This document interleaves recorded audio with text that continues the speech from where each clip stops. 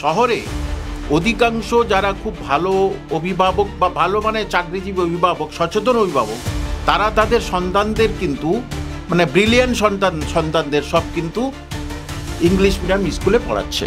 আর তার ফলে খুব ব্রিলিয়ান্ট যে ছেলে মেয়েরা তারা কিন্তু এই শহরের যে সরকারি স্কুলগুলোতে কিন্তু আর পড়তে যাচ্ছে না। দায় রাজ্যের শিক্ষা ব্যবস্থার তথা রাজ্যের মুখ্যমন্ত্রীকেই দায় নিতেই হবে, কারণ আজ থেকে 10-15 বছর আগেই তো কলকাতায় মুখী ছিল জয় জয়কার।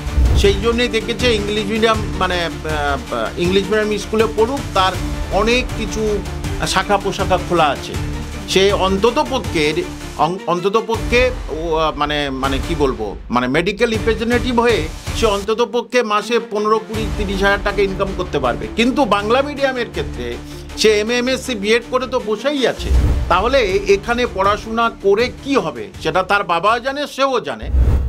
স্যার, মাধ্যমিকের ফল প্রকাশ হয়েছে, সেখানে মেধা তালিকা প্রথম 10-এ জেলার জয় জয়কার, কলকাতায় একজন। এর কারণ কি? প্রত্যেক বছর একই রকম ব্যাপার হচ্ছে। কারণ গ্রামের ছেলেমেয়েরা এখন ভালো শিক্ষক শিক্ষিকা পাচ্ছেন, এবং একটা গ্রামের একটা ব্যাপার আছে যে তারা কিন্তু একটা রুটিন মাফিক পড়ে, এবং অভিভাবক তথা গ্রামবাসীর একটা চাপ আছে যে বাইরে তারা কোনো কিছু করতে পারে না, করলেই কিন্তু তার বাবার কাছে মায়ের কাছে রিপোর্ট আসে। এবং গ্রামীণ এখন যে প্রাইভেট টিউশনিটা এখন খুব ভালোই হয়েছে আর কি, ভালো ভালো শিক্ষক মশাইরা তাদের পড়াচ্ছেন। সেই সঙ্গে সঙ্গে গ্রামীণ বিদ্যালয়গুলোতে কিন্তু এখন দারুণভাবে পড়াশোনার পরিপাটি এসে গেছে। এবং সেই তুলনায় শহরে অধিকাংশ যারা খুব ভালো অভিভাবক বা ভালো মানে চাকরিজীবী অভিভাবক, সচেতন অভিভাবক, তারা তাদের সন্তানদের কিন্তু মানে ব্রিলিয়ান্ট সন্তানদের সব কিন্তু ইংলিশ মিডিয়াম স্কুলে পড়াচ্ছে। আর তার ফলে খুব ব্রিলিয়ান্ট যে ছেলে মেয়েরা তারা কিন্তু এই শহরের যে সরকারি স্কুলগুলোতে কিন্তু আর পড়তে যাচ্ছে না। তার কারণ রাজ্যের শিক্ষা ব্যবস্থার এই অবস্থা, সেটা অভিভাবকরা বুঝে গেছেন।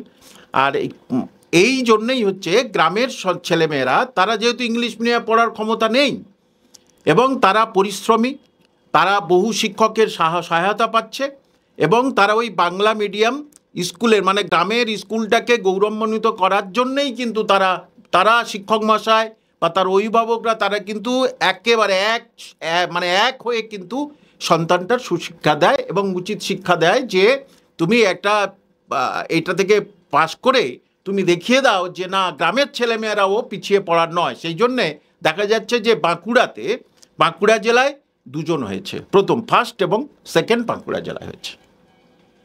তাহলে কি দায় কার? এই যে কলকাতা শহর, কলকাতা রাজধানী, সেখানে দাঁড়িয়ে দেখা যাচ্ছে এই অবস্থা। দায় রাজ্যের শিক্ষা ব্যবস্থার তথা রাজ্যের মুখ্যমন্ত্রীকেই দায় নিতেই হবে, কারণ আজ থেকে 10-15 বছর আগেই তো কলকাতায় মুখী ছিল জয় জয়কার।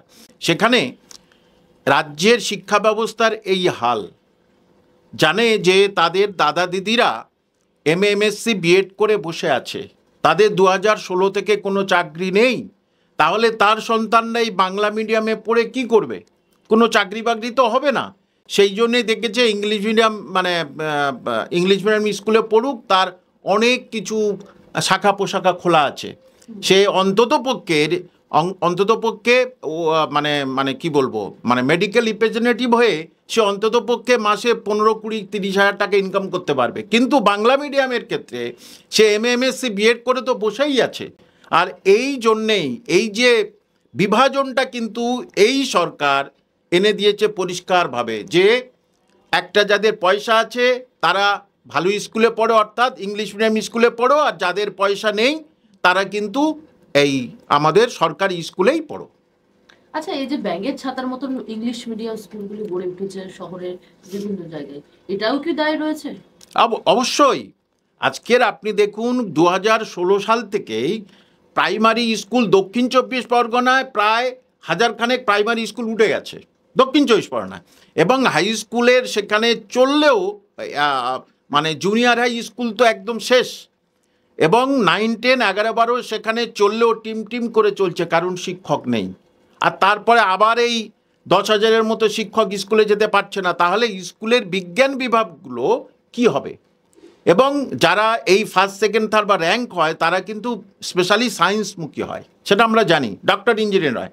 তাহলে তারা জানে আমার স্কুল, আমার পাশের স্কুলে তো সায়েন্সের শিক্ষক মশাই নেই, তাহলে এখানে পড়াশোনা করে কি হবে সেটা তার বাবা জানে, সেও জানে।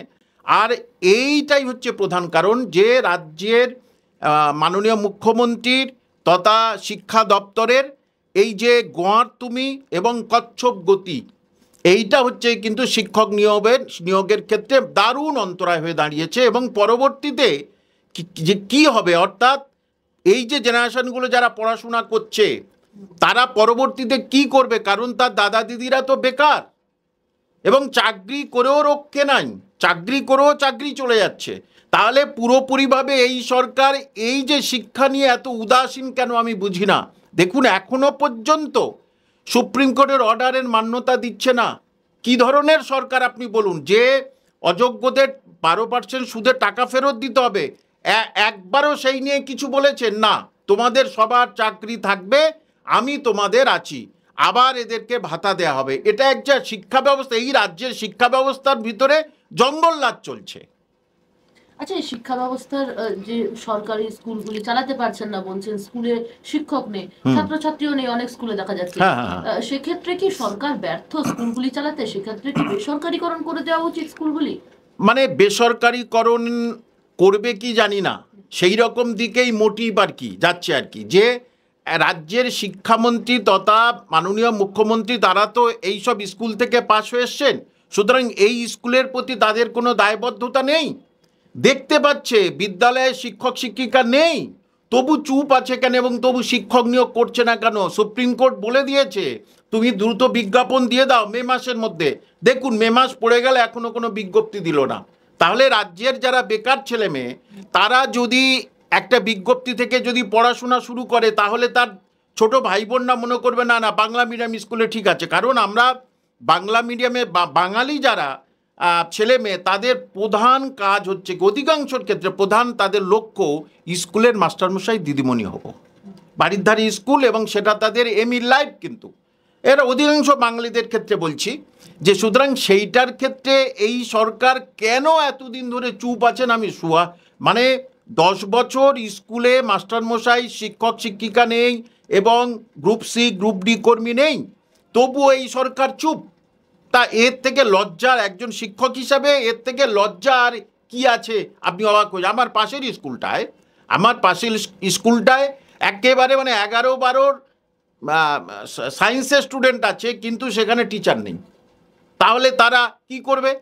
তারা ছেড়ে অন্য স্কুলে চলে যাচ্ছে, আর একটু দূরের স্কুলে চলে যাচ্ছে। তাহলে এটার জন্যে দায়ভার কে? অভিভাবক নয়, স্টুডেন্ট নয়, কোনো কিছু নয়, এটার জন্যে দায়ভার হচ্ছে কি এই সরকার। বাংলা হান্টের আরও খবর দেখতে নজর রাখুন। বাংলা খবর মানেই বাংলা হান্ট।